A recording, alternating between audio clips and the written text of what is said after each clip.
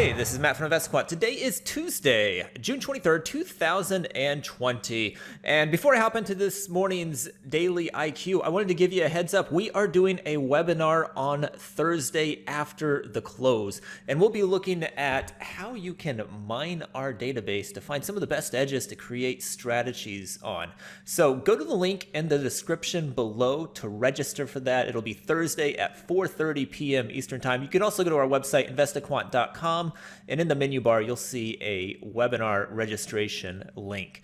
All right, so let's dig into this morning's study. I've been seeing a lot of interesting studies based off of seasonality for the last portion of June, which has historically been a pretty bearish seasonality period. And what I wanted to do is just kind of break down something we can do here and discover that's a little bit of a different take on what I've been seeing floating around there. And it'll confirm some of it and maybe open your eyes to something that's a little bit different. So let's do this. What we're going to do is we're going to look at what has happened historically in the last quartile of the month of June. So this is just a seasonality based study. There's no price action that we're going to be looking at right here. But what we're going to do is we're going to come in here, we're going to select June. We're going to go to this part of the month and look at the last quartile of June and click View Results in all instruments. And here are the results. And the results are based off of going long at the open of regular trading hours, so 9:30 a.m. Eastern Time, and exiting at the close of regular trading hours, 4:15 p.m. Eastern Time. And this is simply getting long the market at the open of regular trading hours during this last quartile of the month. And historically, let's look at it. We've got 95 samples.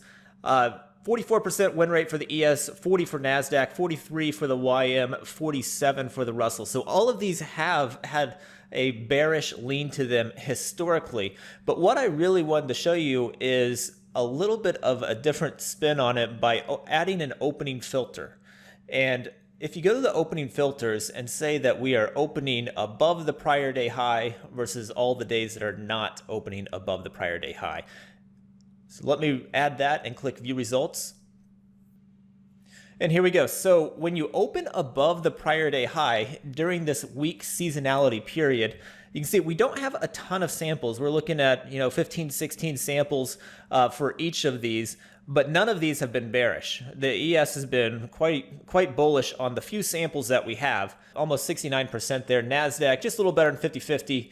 YM has been fairly bullish on the few samples, as has the Russell. So all of these have slightly leaned at least to the bullish side on the small sample sizes that they have when you open above the prior day high during the seasonality period of the last quartile of June. And if you contrast that with all of the days that don't open above the prior day high, so if I come in here and hit minus next to open above prior day high and hit View Results again, there is a stark difference. Here we go. So when you do not open above the prior day high, so this means you can open in range, you can open below prior day range, it can be an up or down gap, doesn't matter.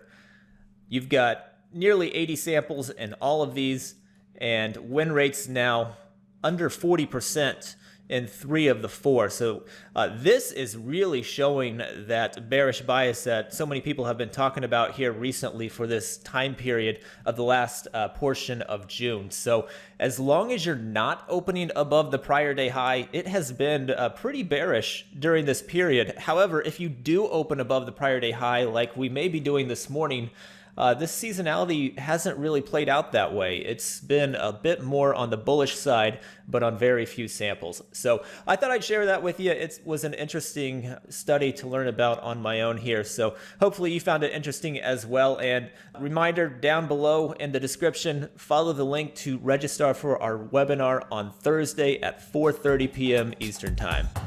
Good luck today. We'll see you next time.